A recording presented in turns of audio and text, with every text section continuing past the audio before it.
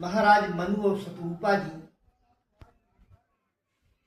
भगवान को प्राप्त करने के लिए, रघुनाथ जी को प्राप्त करने के लिए बहुत वर्ष तक अखंड तपस्या की।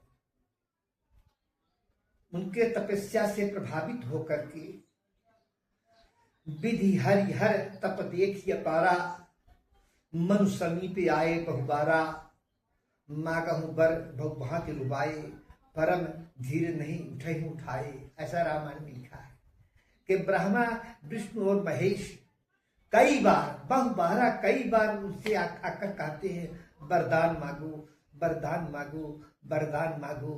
बहुत बहुत प्रकार से में जो लोभ देते हैं, लेकिन उठते नहीं है।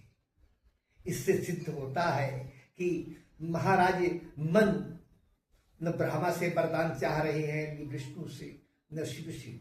वो इनसे जो उत्कृष्ट कोई है उनका दर्शन करना चाह रहे हैं, तो इनसे उत्कृष्ट कौन हो सकता है। तब भगवान श्री सीताराम जी प्रकट हो जाते हैं, मन के समीप प्रकट हो जाते हैं। उस समय वे बनमाला पहने हुए थे, बनमाला, उर श्री वत्स रुचिर बनमाला। उनके गले में बनमाला थी, उर श्रीवत्स, हृदय में श्रीवत्स का चिन्ह था।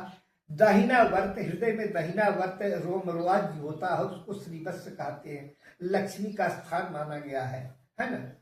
रोमे की ऐसे चकवी की बात जो दाहिने वर्त होता है उसको श्रीवत्स कहते हैं। महाराज मन देखते हैं कि भगवान के हृदय में उर श्रीवत्स है, अब बनमाला पहने हुए भगवान। तो यह पहचान हो गई कि भगवान बनमाला पहनते हैं। तो और जब कौशल्या जी के सामने भगवान सूतिकागार में प्रकट होते हैं, तब भी वही उसी प्रकट करने के लिए कि जो तुमको हमने दर्शन दिया था सीताराम के रूप में, वही मैं हूं। इसलिए भगवान वहां भी बनमाला पहनी हुई है। भूषण बनु माला नयन विशाला, भय प्रगट कृपाला दीन दयाला, कौशल्या हितकारी। यहाँ कौशल्या हितकारी भगवान प्रकट हुए हैं। भगवान तो सबके हित करने वाले हैं, लेकिन कौशल्या का विशेष हित करते हैं होगा। तो भूषण बनमाला नयन विशाला, शोभा सिंधु खरारी। कौशल्या जी देखती है कि भगवान की गले में बनमाला है, और यही बनमाला उनको सीताराम के रूप में, शतरूपा के रूप में दर्शन हुआ था। तो समझ गई कि वही भगवान है। तो बनमाला किसे कहते हैं नाती? बनमाला है क्या? बनमाला में तुलसी भी होती है। सुंदर पटपीठ विशत भ्रासद उरस, तुलसी का प्रसून रचित विविध विधि बनाई है। सुंदर पटपीठ विशत भ्राजत उरसी, तुलसी का प्रसून रचित विविध बनाई है। गीतावली में कहा गया है, जो बनमाला थी जिससे जान पड़ता है कि मुनियों ने पहनाया था। और जब भगवान सबरी के पास जाते हैं, तब भी भगवान के गले में बनमाला थी, क्योंकि गीतावली में कहा है कि सुंदर पटपीठ, भगवान सुंदर पीते वस्त्र पहने हैं, अभ्राजत उरस तुलसी का प्रसून, और गले में उनके बनमाला है, तुलसी की प्रसून है, विविध विधि बनाई है। तो जो बनमाला थी जिससे जान पड़ता है कि मुनियों ने पहनाया था, तो भगवान को वहां जंगल में बनमाला किसने पहनाया था? तो ऐसा जान पड़ता है कि मुनियों ने पहनाया था। अब भगवान राम इसे यह समझ करके धारण कर लिए थे और सबरी से मिले थे कि सबरी को माता होने का स्नेह दिया। भगवान तीन स्थान में बनमाला धारण किए हैं।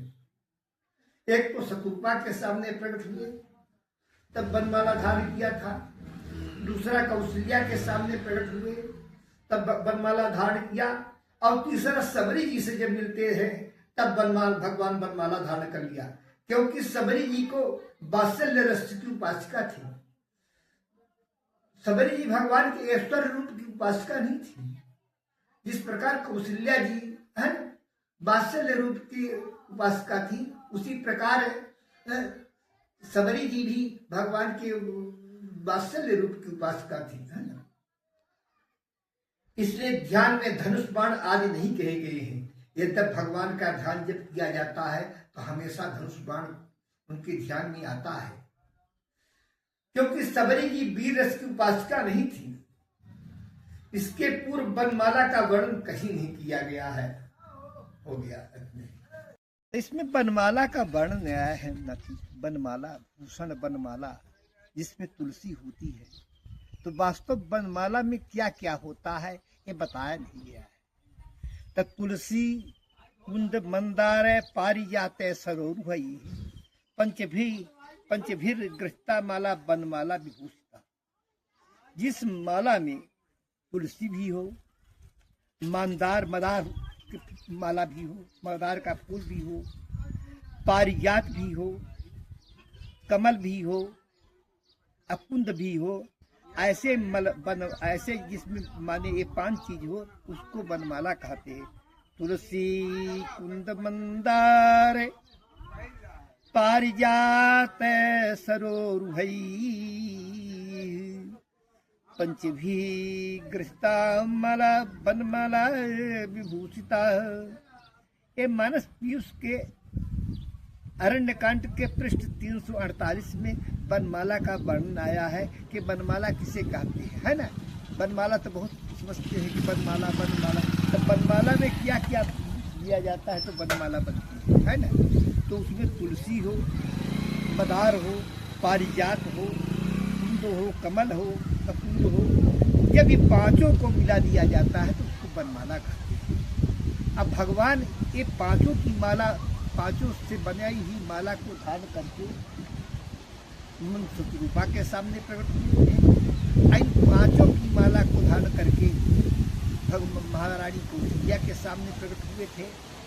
और जब सबरी जी के पास पहुंचे तो वनमाला का उल्लेख कहीं नहीं है, किंतु यहाँ मुनियों ने उनको वनमाला पहना दिया था, इसलिए सबरी के सामने भी वनमाला पहनी।